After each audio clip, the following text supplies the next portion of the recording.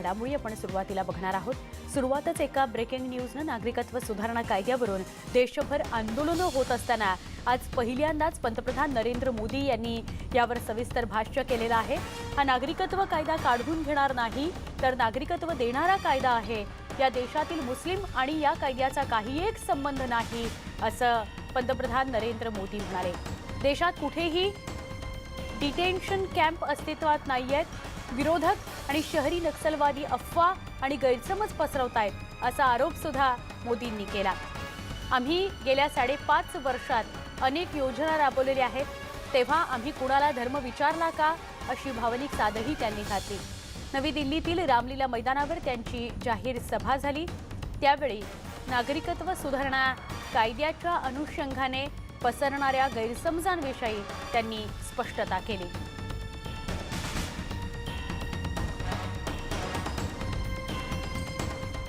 भारत के किसी नागरिक के लिए, चाहे वो हिंदू हो या मुसलमान, ये कानून उसके लिए है ही नहीं। ये पार्लियामेंट में बोला गया है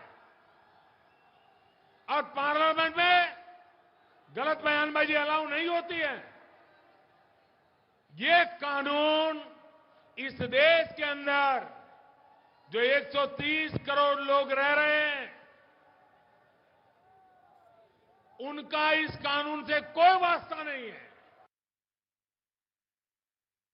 जो हिंदुस्तान की मिट्टी के मुसलमान हैं, जो हिंदुस्तान की मिट्टी के मुसलमान हैं, जिनके पुरखे मां भारती की संतान है, भाइयों बहनों, उन पर नागरिकता कानून और एनआरसी दोनों का कोई लेना देना नहीं है।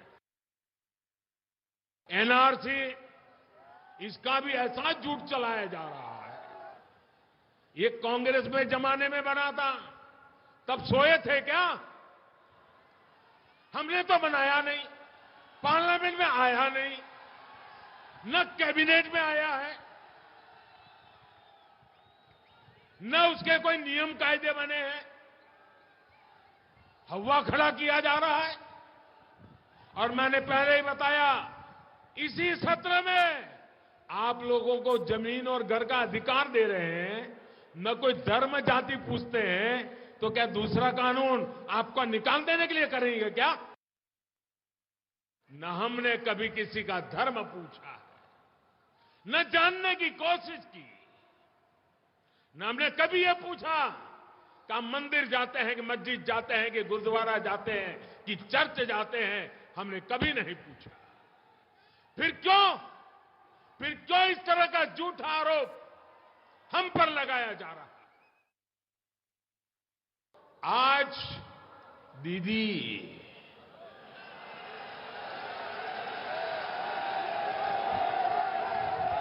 ममता दीदी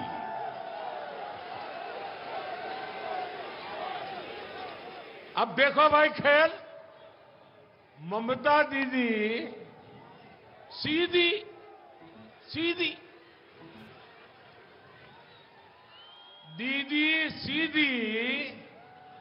कोलकाता से यूएनओ पहुंच गई।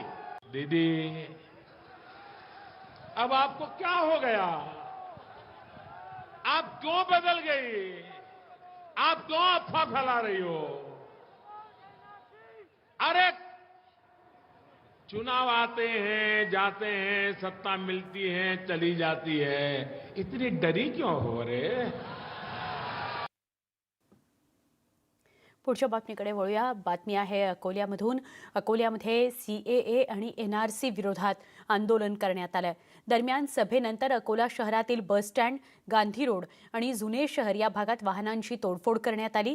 यात 2 पोलीस जखमी झाल्याची माहिती मिळते आहे। ही तोडफोड ज्याची दृश्य आपण बघतो, या तोडफोडीमध्ये 2 पोलीस जखमी झाल्याची माहिती मिळते आहे। अकोल्यामधली ही दृश्य आहेत। अकोल्यामध्ये सीएए आणि एनआरसी विरोधात आंदोलन सुरू होतं। आमचे प्रतिनिधी कुंदन जाधव यांच्याकडून अधिक माहिती घेऊया। कुंदन, काय अधिक माहिती आहे, काय अपडेट आहे? सकाळी साधारण 10 वाजताच्या सुमारास या NRC आणि CAAच्या या सभेला सुरुवात झाली होती. याचा विरोध इथं दर्शनात येत होता आणि सभा साधारण 2 वाजेपर्यंत ही सभा सुरू होती. यात सर्वांनीच आपले विचार मांडले. नंतर ही सभा संपल्यानंतर सभेतली लोक जेव्हा बाहेर निघाली त्यावेळेस ही घटना घडली. त्यावेळेस काही लोकांनी ऑटो फोडला आणि काही कार होत्या उभ्या रस्त्यावरच्या, त्या कारचे काचही फोडलेले आहेत. नंतर थोडी धावपळ झाली.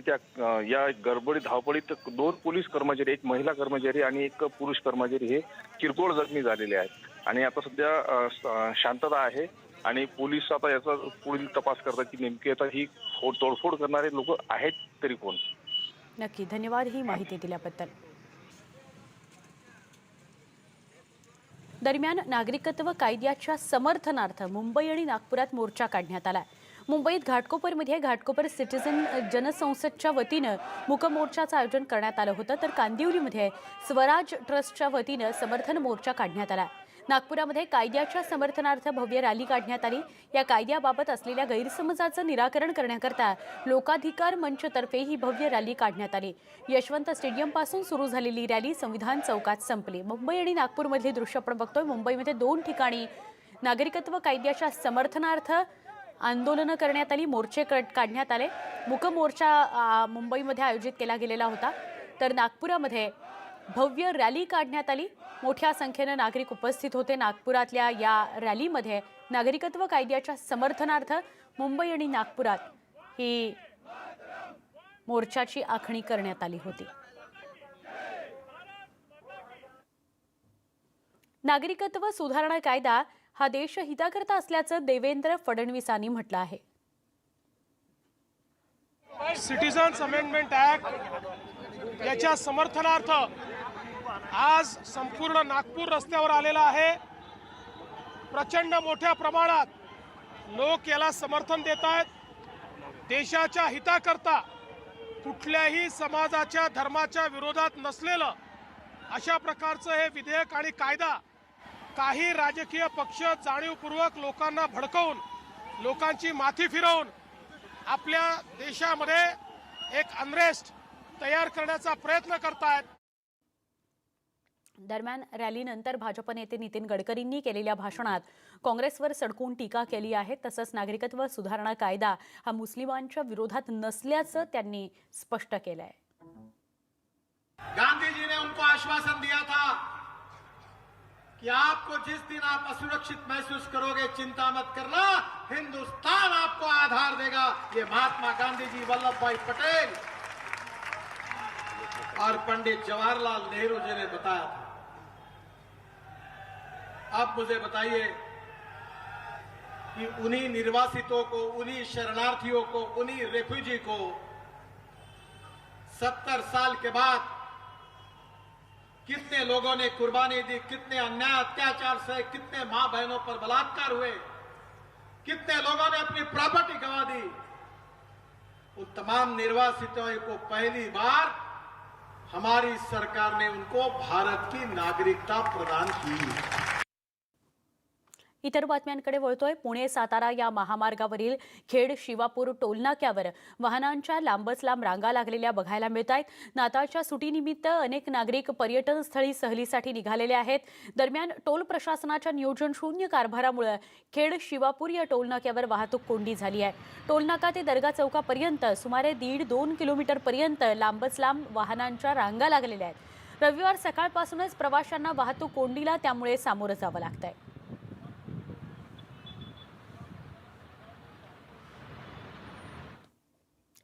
भारतीय सैन्य दलाच्या इतिहासात पहिल्यांदाच भारत आणि रशियाच्या सैन्य दलानं संयुक्त सराव केला.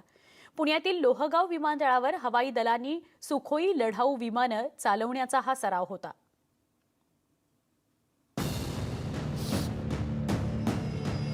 ध्वनीच्या दुप्पट वेगानं हवेत झेपावणाऱ्या सुपरसॉनिक लढाऊ विमान असलेल्या सुखोईच्या प्रात्यक्षिकाद्वारे भारत रशियातल्या इंद्र या संयुक्त लष्करी सरावाची पुण्यात सांगता झाली. भारतीय आणि रशियन वैमानिकांनी प्रथमच भारतात एकत्रितपणे सुखोई 30 विमानातून उड्डाण केलं.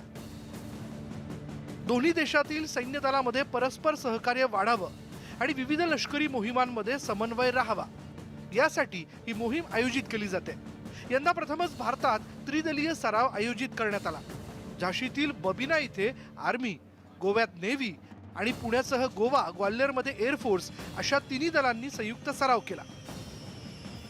एक्सरसाइज इंदिरा 2019 ये एक यूनिक जॉइंट और ट्राई सर्विस एक्सरसाइज जिसमें तीनों एलिमेंट्स जो सशस्त्र सेनाओं के होते हैं, आर्मी, नेवी, एयरफोर्स, इकट्ठे पार्टिसिपेट कर रहे हैं बिटवीन इंडिया एंड रशिया. ये एक्सरसाइज इंडिया में पहली दफ़ा हो रही है. फ्यूचर मिशन जब हमको संयुक्त राष्ट्र के तहत अगर कोई चार्टर मिलता है फॉर जॉइंट ऑपरेशंस, ये हमारे बहुत काम आएगा. पुण्यात सुखोई विमानं तर संयुक्त सरावात जगुआर, तेजस, मिराज 2000, आकाश या विमानांचा सहभाग होता. रशियाच्या फायटर पायलट्सनी खूप नवीन गोष्टी शिकायला मिळाल्या असं सांगितलं. During these exercises, we have a lot of experience. We shared a lot of experience between Indian Air Force and the Russian Air Force because we have completed different tasks and we have completed also sorties. So we had a really great cooperation between our armed forces. 2 वर्षांपूर्वी रशियात संयुक्त लष्करी सराव झाला होता. आगामी काळातही असेच सराव व्हावेत अशी भावना दोन्ही देशांच्या जवान आणि अधिकाऱ्यांनी व्यक्त केली आहे. आर्मी, नेव्ही आणि एअरफोर्स या तिन्ही प्रकाराच्या संयुक्त सरावामुळे भारत आणि रशियाच्या सैन्य दलांनी अनेक नवीन गोष्टी शिकल्या. परंतु याच्याबरोबरच प्रेम आणि विश्वास यांचे जे बंध आहेत ते देखील दृढ व्हायला या सरावामुळे मदत झाली. व्हिडिओ जर्नलिस्ट गणेश कदमसह अद्वैत मेहता, न्यूज 18 लोकमत, पुणे. दुपारी 4च्या बुलेटिनमध्ये पुन्हा एकदा स्वागत. बातमी पुण्यातून आहे. पुण्यामध्ये प्रथमच कोथरूडसारख्या उच्चभ्रू परिसरामध्ये बाईक जळीत कांड घडलाय. कोथरूड हद्दीतील म्हातोबाद्रा या वस्तीमध्ये पहाटे 4:30च्या सुमाराला हे बाईक जळीत कांड घडलंय. त्या 4 बाईक्स पूर्णपणे जळून खाक झाल्या आहेत. 5 बाईकची बऱ्यापैकी होरपळ झालेली आहे. म्हणजेच खूपशा प्रमाणात त्या गाड्यांचं नुकसान झालंय. पोलिसांनी या प्रकरणी घटनास्थळाचा पंचनामा केलाय. हे जळीतकांड आहे की दुर्घटना आहे याचा शोध घेतला जातोय. पण या घटनेमुळे स्थानिकांमध्ये मात्र संतापाचं वातावरण आहे. आतापर्यंत वेगवेगळ्या शहरांमध्ये बाईक जाळण्याच्या किंवा 4चाकी जाळण्याच्या घटना आपण पाहिलेल्या आहेत. काही अज्ञातांनी जाणीवपूर्वक अशा गाड्या जाळण्याचं प्रकरण नाशिकमध्ये, नागपुरामध्ये अनेक ठिकाणी घडलेलं आहे. आणि पुण्यात आता कोथरूडसारख्या उच्चभ्रू वसाहतीमध्ये, वस्तीमध्ये हे बाईक जळीतकांड प्रकरण घडलेलं आहे.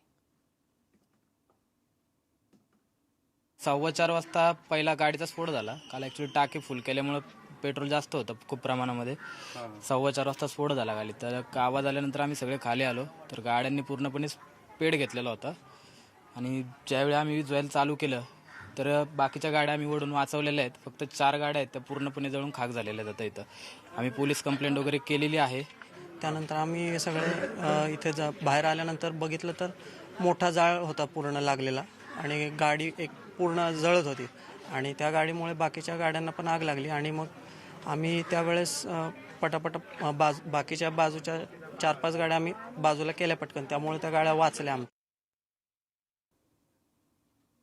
सांगलीतल्या चांदोली राष्ट्रीय उद्यानाची बातमी. नवीन वर्षाच्या पार्श्वभूमीवर सांगलीतील शिराळा तालुक्यातल्या चांदोली राष्ट्रीय उद्यान 3 दिवस बंद राहत आहे. 30 डिसेंबरपासून 1 जानेवारीपर्यंत चांदोली उद्यान पर्यटकांकरता बंद राहणार असल्याचं चांदोली वन्यजीव विभागामार्फत जाहीर करण्यात आले. 2 जानेवारी 2020 पासून नेहमीप्रमाणे चांदोली राष्ट्रीय उद्यान पर्यटकांकरता खुलं करण्यात येणार आहे. चांदोली वन्यजीव विभागाचे वनपाल DK यमगर यांनी ही माहिती दिली आहे. वाघ, सिंह, बिबटे, अस्वल असे वन्य प्राणी आपण जंगलात त्यांच्या नैसर्गिक अधिवासात पाहतो. पण हेच सगळे वन्य प्राणी आपल्याला एकत्र पाहायला मिळाले तर त्यासाठी तुम्हाला मुंबईच्या नॅशनल पार्कमध्ये यावं लागणार आहे. निसर्गाच्या सानिध्यात खुलं फोटो प्रदर्शन सध्या नॅशनल पार्कमध्ये सुरू आहे. नेमकं कसं आहे हे वन्यजीवांचं फोटो प्रदर्शन बघूयात.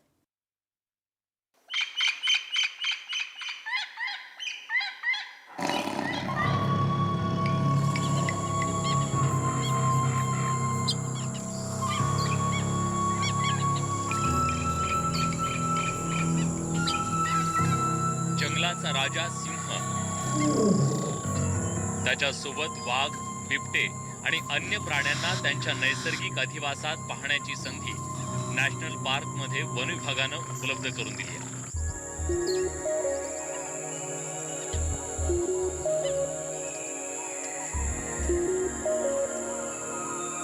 निसर्गातच खुल्या वातावरणात वन्य प्राण्यांचं फोटो प्रदर्शन नॅशनल पार्कमध्ये सुरू करण्यात आलंय.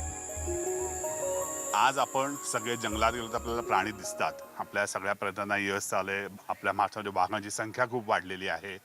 पण हे जर संवर्धनाचं काम आपण नीटपणे नाही केलं तर उद्या अशी वेळ येऊ शकते की आपल्याला हे प्राणी अशा चित्ररूपाने जंगलात ठेवून बघायला लागतील. आणि हे येऊन एवढी संकल्पना केली होती. प्लीज तुम्ही वेळात वेळ काढा, या इकडे, आणि नुसतंच येऊ नका. ह्याच्याकरता काही तुमच्या कडून मदत करता आली तर ती पण करा, कारण हे जर जपलं तर मुंबई शहर जपलं जाईल. वन्य प्राणी फोटोग्राफर आणि वन अधिकारी यांनी काढलेल्या फोटोंचं हे प्रदर्शन तुम्हाला जंगल सफारीचा अनुभव देतं.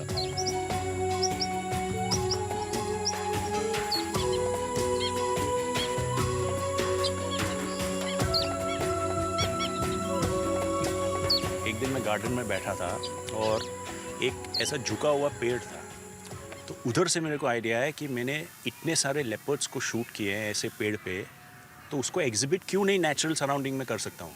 या ठिकाणी त्या प्राण्यांच्या आपण ॲक्च्युअल साईज इमेजेस निसर्गाशी एकरूप करण्याचा प्रयत्न केलेला आहे की जेणेकरून असा प्राणी होता, एवढ्या साईजचा होता.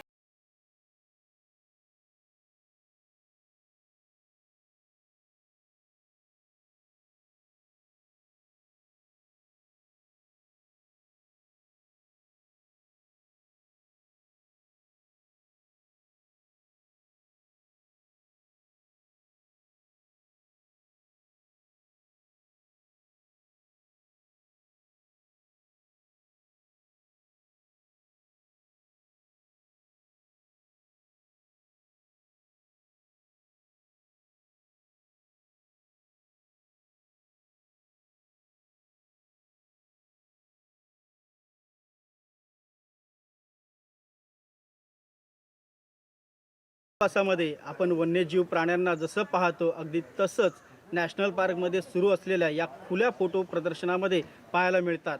आणि हे फोटो प्रदर्शन प्रत्येकाने पाहायलाच पाहिजे, ते यासाठी की हे सर्व प्राणी त्यांच्या नैसर्गिक अधिवासामध्ये जगले पाहिजेत. व्हिडिओ जर्नलिस्ट अरुण पेंडेकरसह उदय जाधव, न्यूज 18 लोकमत, मुंबई.